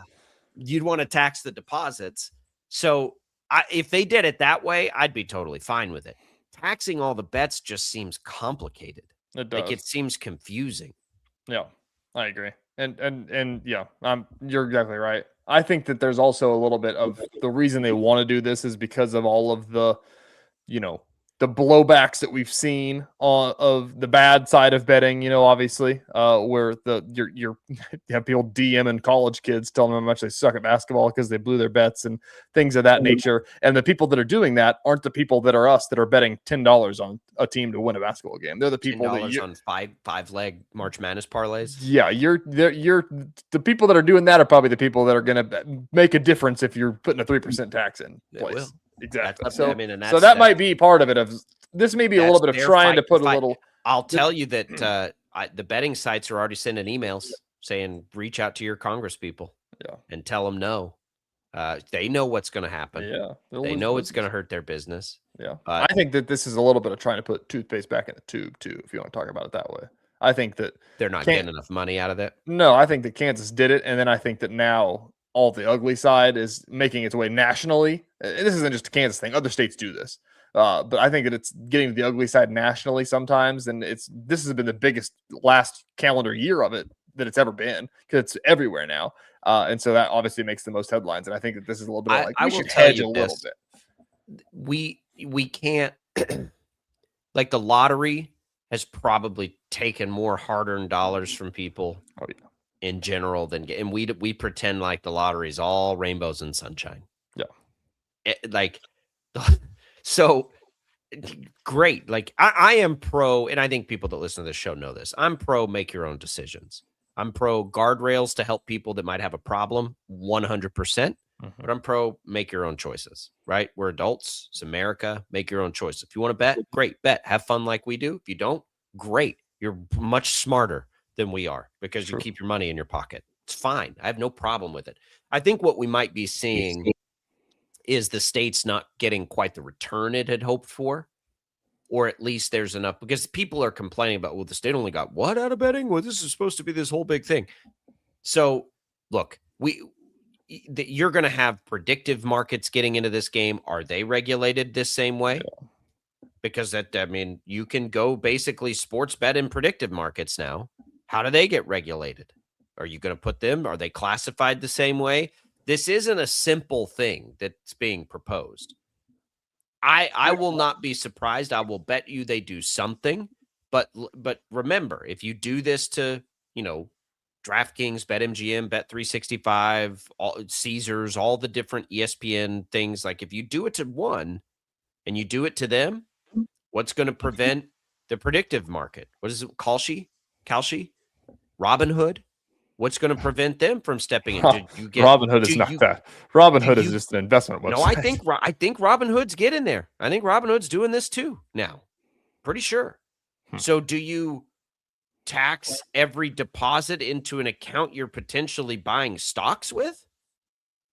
Because you can also, bet on points for Darren Peterson tonight in a predictive market or whatever they call them. It's not simple. And I think that needs to get regulated pretty quick and classified correctly. And if I'm these betting sites, I'm like, whoa. Like, they can't just do this willy-nilly. Like, we're heavily regulated. They better be too. It gets pretty complicated when you try to just say, all right, sports betting has a 3% tax. Okay. How? How are you going to do that? Are you going to take it like a sales tax? Are you going to take it off of every single transaction that's made inside that piece of technology? And if you are, and I'm those sites, and I can go on Kalshi and do the exact same thing, what about the fantasy sites who have found workarounds to picking games now? Are they classified the same way? If I go on and play fantasy football and I enter a league, do I now have to pay a tax on that? How do you separate it, right? Because there are fantasy sites right now where you can pick games. I mean, there are states that are young people. I know this because I've seen it. I know. They're picking games through fantasy sites because it's sports betting, air quotes, is not legal in their state. So how do you regulate that? Are you going to tax all of it? We paying sales tax? Are we paying, a state tax on our fantasy football teams now? Like, I know, like, the anti-bettors will just love this and be like, oh, just get them. But it's complicated stuff. And if you're a state government and you're ready to take on this challenge, more power to you. But it ain't simple. Good luck. It's confusing, for sure. Big fish in the pond trying to skirt it. I don't know. I would be all for deposits. Just tax the deposits. Yeah. Tax With the that. deposits and be done with it. Because With then that. it's With that, quick pivot, Jacob. I got this one for you. 10-pick parlay. Missouri money line, Kansas minus 14.5, UCF money line, St. John's minus 9.5, Iowa minus 1.5, Miami of Ohio money line, Utah State minus 1.5, Alabama minus 11.5, Akron money line, Santa Clara money line. You hate anything in there? well, I have Miami winning. I have there was another one that I just had an outright different winner. Yeah, I mean, I don't love it. I basically picked my entire bracket outside with either spreads or money lines that ever had the best odds outside of the ones that were 20 plus points. Yeah, 15 cents to win $1,000. You've got to win 10 team, but that's not all your picks because you've got 16 picks today. Because I didn't pick the ones that were 20 plus points. Oh, gotcha. I didn't lay So Florida within- 35.5. That's, Yes. I mean, look, it's in the same spirit of what I did yesterday and had a pretty good hit I last know. That's night. why I'm doing it. I'm jealous. It was like, I'm going to got take all my FOMO. upsets today. If USF, TJ, finishes the comeback there, we're having a very different conversation today. I'm trying to get a golf cart. That's my goal this summer. Was it last summer it was golf clubs or a new driver, whatever it was, for Max betting hockey for me? This golf cart season. I want a golf cart. I've been thinking about and talking about a golf cart for like 5 years. I want this to be the year. And probably it's going to take a bet like you just made to get me there. Almost had one last night. A 5-team underdog money line parlay. And I was that close, South Florida, that close to getting it done. This is why we like betting, because it's stupid. TJ just bet 15 cents. I had $5 riding on that yesterday, and it got me through the day. Very excited. My there rule of thumb is whenever I'm picking my units, it's typically like, can the bet usually for like whatever money lines or smaller ones like that? I'm like, it's like that Duke one. Can this bet buy me lunch if it hits? If so, I'll make it. My units are $5, $10, and $25 on like stone cold straight locks during football season. That's as big as I get. All right, let's come back. Let's preview Wichita State. Let's preview KU a little more specifically. When we come back, our last full segment of Sports Daily. Don't go away.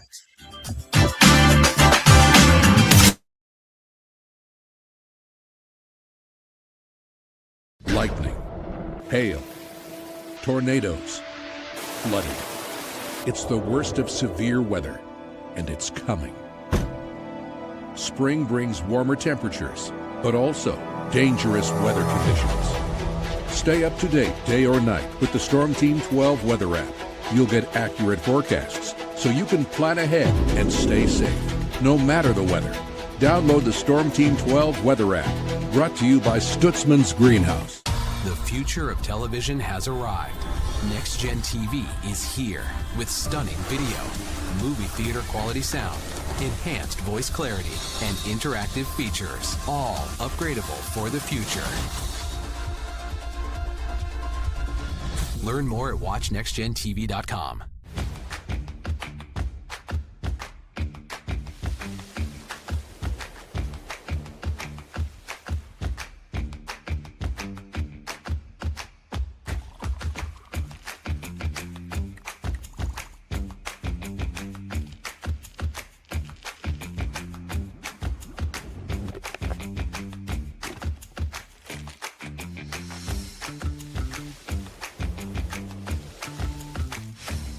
canvas of our imagination. They tell a story. Clouds affect the events of your day. Sometimes they growl, sometimes they inspire, but they're always the messengers of nature's mood written in the sky. Storm Team 12 understands the language of clouds. We're dedicated to decoding their message so you know what to expect. Behind every cloud, there is a story waiting to be told. Trust Ross Jansen and Storm Team 12, alerting you first to the impact on your life. We are following a breaking update. Every day, all day, stream the stories that have you talking near and far. Whoever is behind the wheel of this bus is not stopping. From hundreds of local reporters and meteorologists spanning the country. Chaos here this morning at the UW campus. Search LNL for the all-new Local News Live streaming app. Odyssey is one of the most influential audio and entertainment brands in the nation. You already know Odyssey's iconic local radio brands in Wichita. But did you know Odyssey has the country's best collection of music, news, and sports brands? Odyssey is also a premium podcast creator, major event producer, and digital innovator. Odyssey brings people together across the country and right here in Wichita. Odyssey also delivers meaningful radio and digital audio results. Find out our story and impact at odysseyinc.com/Wichita. Make yourself known now. 31001 in traffic pursuit. Oh my God, here. Investigate TV Plus begins with real people. We investigate stories that impact you. And inspire change every day. Something is broken. Real problems. Why are they hiding it? And real solutions. My daughter was dying in front of me. What was your reaction when he said that? Investigate TV Plus, weekdays at 3:30 p.m. on KWCH. Sometimes people tell us, I don't get it, it's just tea. But let me tell you, we are so much more than just tea. With 20 plus flavors of sweet and unsweet iced tea, the possibilities are endless. Come on in and try them all for free to find your favorite or get us on the go for your busy lifestyle. And don't miss happy hour every day. So the next time someone tells you it's just tea, tell them to come by and find out why we say drink tea, be happy. Jim Rome here, lighting up your afternoons on The Jim Rome Show. Catch me starting at 2 on Wichita's #1 sports radio, Kansas Fan Headquarters, 97.5 and 1240 KFH.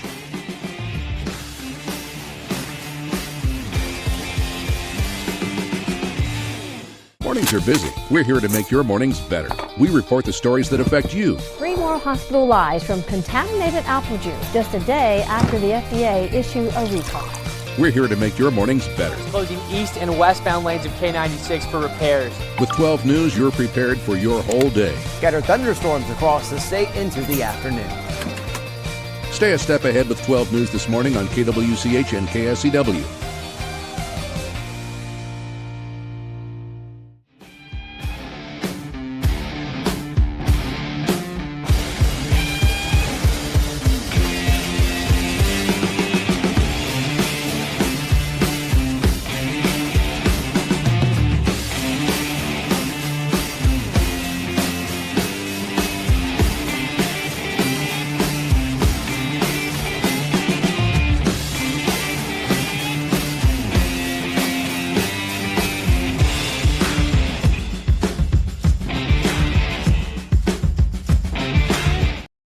Sports Daily is on KFH. All right, welcome back, everybody. It is Sports Daily. Glad to be here with you. Thanks to Prairie Fire Coffee for keeping us fueled up this morning. Hey, by the way, you can get all your NCAA men's basketball tournament coverage again this year on the Odyssey app. So if you're looking and you're driving around, you want to hear it, go to the Odyssey app, search your games. You can get them that way. Listened to a few yesterday. Good stuff. All right, TJ, let's talk. We haven't talked about the matchup with Oklahoma State, with the Shockers. They play Sunday. The field isn't. Is there anybody in the field that you're terrified of? Maybe Auburn. The whole field of the NIT field. I gotta look up the bracket. I mean, Tulsa, Cal. I'm going to give you the higher seeds here: Tulsa, Cal, Auburn, Wake Forest, New Mexico. Okay, so some good teams. Dayton and Nevada. Anybody scaring you there? Mm-mm. No. I mean, Cal would be a fun game. New Mexico I probably Auburn, would be I think fun. Auburn would be truly would feel like a wagon here. Yeah. But look, Oklahoma State right now, 68 in the KenPom. Big 12, battle tested. We know that. They are an interesting team and an interesting matchup. Probably like Tulsa, if we were trying to look for a comp here for the Shockers. They are top 50 offensively and pretty bad defensively. I don't know if that favors Wichita State. If you know that maybe it gets a little easier on the offense, I would say probably not. Not the way we've seen them play lately, because Oklahoma State's been playing in the Big 12. If you give a Big 12 team a game plan that says you got to go stop Kenyon Giles, they can probably execute that game plan if Wyoming can execute that game plan, if that makes any sense. So to me, this will be, and really it'll probably be this way all the way through, as long as the Shockers play in the NIT. This is an opportunity for Williams and Battie to maybe really get aggressive offensively in these games to try to open things up for KG. Because if there's any team in the country that plays Wichita State and doesn't defend the way USF sort of set a blueprint up to defend Kenyon Giles, they're crazy. Which is just don't let him get the ball. Yeah. It is. Double him off the ball, like whatever it is. Like just keep away from him. The thing to me, and it's the thing that, I mean, you're right, and it's what's mind-boggling to me is that, like, it's not a secret. Like, and like FAU did it, and then they just found a way to combat that, and then it just didn't happen against South Florida that time. And so it's like, did Wyoming watch that film? Probably, and they were like, oh yeah, he just didn't touch the ball. Like, how do we just make that happen? I'm sure every team they've played this year has said that. There's got to be a combat to it. And so whatever it may be, we'll see. But it's not as simple, I'm sure. No, it's not simple, but USF is a good team. Wyoming was a good team. Oklahoma State's going to be a good team. I think it's just they're better equipped to execute that plan. And I do think USF was doing it a little different. I don't remember him ever getting like doubled without the ball in his hand. That was the most aggressive it's ever been. 100%. Yeah. And then Wyoming did the same thing. Yep. So Oklahoma State's probably going to do the same thing. If I had to guess. And if they don't, they'll start to real quick if Giles gets some shots off early. So if that happens, I haven't looked at the Shockers KenPom page in a while. Do you realize they're the 4th best team in the country at offensive rebound percentage? Yes. That is nuts. I Not even just offensive rebounding percentage. They were in the top 5 in number of offensive rebounds in a game. I believe it. USF was right ahead of them, one spot ahead of them. I think Santa Clara is one of them, if I'm not mistaken. And then it's 2 that wouldn't surprise you. That's their bread and butter. But the thing about that is, if Giles isn't getting the ball, that superpower goes away a little bit. You can't crash the same way on a Williams drive and finish with the left. Yep. I mean, you can, but it's not the same as KG's got it. Everybody get ready to offensive rebound now. Yep. And you've got 2 7-foot dudes down there ready to do it. But I haven't seen. It's interesting. I'm fascinated by this because if you're Paul Mills, like you want to win these games, you want to win this tournament. You also kind of want to get a look at these guys, don't you? Like, is there any room for a game plan that says, you know what, if they're going to defend KG that way, decoy him. We know they've decoyed Giles at times this year. Let's decoy him. And they did a lot of that against South Florida, and then shots just didn't fall. Like, that was what they combated with against South Florida. And so that's why teams don't do that, basically, is because you're playing, 3-on-4 basketball at that point. And Wichita State tried to take advantage of it. They missed a lot of shots against South Florida. And they can't do that now. One thing we haven't talked about, I know I brought it up earlier in the week, Oklahoma State with their suspended players. We don't know if they're playing or not still. That you'll have to educate me on. Did I not tell you about that? I don't know. I'm pretty sure I did. After the game, Steve Lutz has not decided whether Anthony Roy, VJ Miller, and Isaiah Coleman will be back this year. Or not even this game. We don't know if they're going to play the game or if they're going to play after this game or at all. I don't know. But it's something to note. Anthony Roy is their best player. And so, or I guess Kanye Clary technically is per Ken Palm standards, but Anthony Roy scores a whole bunch of points. He was the green base. I forgot about this. March 17th was our last update on that, right? It was after the game, yeah. I don't think Lutz has talked, so we'll see if he talks today. I don't know. Paul Mills talks at 10 a.m. Maybe he knows the answer to that. Probably not. Probably not. Probably. You think does NIT do availability reports? I'd say no. Yeah, no, probably not. Probably not. It's that's going to make a difference for sure. Because Ken Palm currently has Oklahoma State winning by, what did I say, 6? 6-point win for Oklahoma State, but that also has their entire team playing. Yeah, we don't have that line yet. That would be one where I'd say take the early line as soon as it pops up. Yep. Because it sure feels like that's a walk into the building and not see them on the floor situation. Yeah, I can't imagine they're going to say anything. So if you're a bettor, there may be some opportunity there. Vegas may assume that those guys are going to play. If you see it as a close line, like a really, really close line, that probably tells you there's a good likelihood they won't play. Yeah. But that's it for the Shockers. So I'm excited to see Batia and Williams. I think they're going to have a really big opportunity to go do something in this game, because I would have to imagine a team like Oklahoma State's going to defend the Shockers the same way USF and Wyoming did. We'll see. KU, final thoughts there before the game tonight. God, it's going to be a late game. I mean, honestly, I'll say this. I'm surprised we didn't get a later game being on the West Coast. Later than 8:45? Yeah, I mean, it doesn't get much later. There's like a 9:30 tip, isn't there? I mean, it doesn't get much later than 8:45. That's the last window. That's your last CBS window. It's the last broadcast window in general. I mean, there's a 9 o'clock, which is Furman and UConn. Oddly, the East, where are they playing that game? Good Lord. Where's Furman? Why would they put UConn on the West Coast? And then Missouri, Miami. I figured Arizona would be down there, to be perfectly honest with you. Arizona plays the early window. Arizona's playing Viejas. They're going to tip at 10:35. Yeah, that's what I'm saying. That's why that's why I'm shocked. Santa Clara, Kentucky is the first game. What are we doing here? Exactly. That's what I'm saying. I'm surprised that San Diego as a whole is not doing later games because they're the time change. Huh. Well, that's late stuff there. But it's the late window. I mean, it wasn't going to get much later than that. There's 2 games that tip after, but you never know it's Northern Iowa and St. John's in the game ahead of them.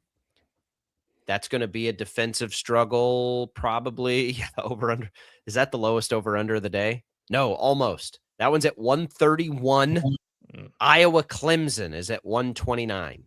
That KU, by the way, I think is the 3rd or 4th lowest under on the day. But there's a decent chance that game moves at a normal pace. So maybe it'll tip before 9 tonight. Small chance. I hope. So anyways, I sent you this last night. This is something notable about the second round tip times, because that is now, KU hasn't won the game yet, but you start thinking about that, especially since we now have a Shockers tip time for Sunday. If KU and Wichita State are going to play at the exact same time, and the chances are, I'd say over 50%, I would have to guess.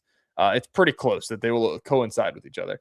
But yeah, if I was guessing, I would guess that it does also. Yeah, I would guess they're not going to make a play at 9 o'clock and then move them up. But then I say that, and then St. Louis is playing at 11 a.m. on Saturday. They just played until 11:30. What I would tell you, I think there is a very good chance that you get, if it's Kansas St. John's, in that prime Sunday window, which last year, what did I say, it was like 6:40 on CBS. CBS doesn't have the late window though, so I think it's like 6. So 6. I would guess that they get that window. I think if that's the game, it's going to be CBS, and that will then become like the most watched first round game. Yeah. If that's the matchup. Now, if that's not the matchup, if Northern Iowa were to win, I think you got a totally different scenario at that point. It's true. I am terrified, and I know you are as well, for TV purposes. If they got a TNT window at 9 o'clock on Sunday, that would be the worst case scenario possible. I don't think, because the CBS main crew's already out there. True. It's Harlan, right? Yeah. Like, no. So Wait, is it? Yeah, I think Harlan's on that. Yeah, call. it's Harlan. You're right. So it's their 2, right? Yeah. They have It's the not one Eagle. yesterday, and then they have one today. Yep. So I think there's a good chance it's CBS, and if it's CBS, and that is the matchup, it's almost certainly going to be that game. So my guess would be whatever that last year was around 6:00 on the Sunday. And that's, I think, probably what we'll get again, which will be, that won't be too bad because then we'll kind of stagger them, right? If Wichita State, tips at 7:30. Got to win the game first against Cal Baptist. I feel like we're going to get a Peterson. The whole country is, I don't want to say they've forgotten about Peterson. I don't want to say they've forgotten about Kansas. But when was the last time when we were talking about the star freshman that Peterson was the first name that comes to mind? It's been DeBonsa. It's been Acuff. It's even probably been Flemings. KU's kind of nationally, not for us, I'm telling you, nationally. the coolest thing possible. Kind of become an afterthought here. The coolest thing possible for KU fans at this point is that Peterson, if anybody in the country, outside of the state of Kansas, if you hear Darren Peterson, your head goes to the guy that doesn't play in the games, that guy. Yep. You could have a villain arc brewing here. Villain arc. Go score 40 and just tell everybody off. I hate that I don't hate this because it's him. It doesn't matter. But He's so soft-spoken. That he's introverted a little bit and soft-spoken has been that's the worst thing that could have happened for this whole thing, right? He just doesn't, and he doesn't shy away from that. He just is. He really quiet. is, and it's not. That's the thing. There's a lot of people, a lot of kids, especially that act like it's cool to be the introvert guy. That dude doesn't talk. No, and look up any Darren Peterson interview ever. It's always the same thing. And it is. He labors through it. He's trying to enjoy, but you could tell he doesn't enjoy it. He does not enjoy that. So yeah, there is a little bit of villain here, and I like, and Bill Self's going to embrace that too. Come on. The one person that can tell people off about it is Bill Self. Yeah. All right. The least introverted person I've ever seen in my life. The most social person I've ever seen in my life. All right, we're coming back. We got a little more Sports Daily. Don't go away.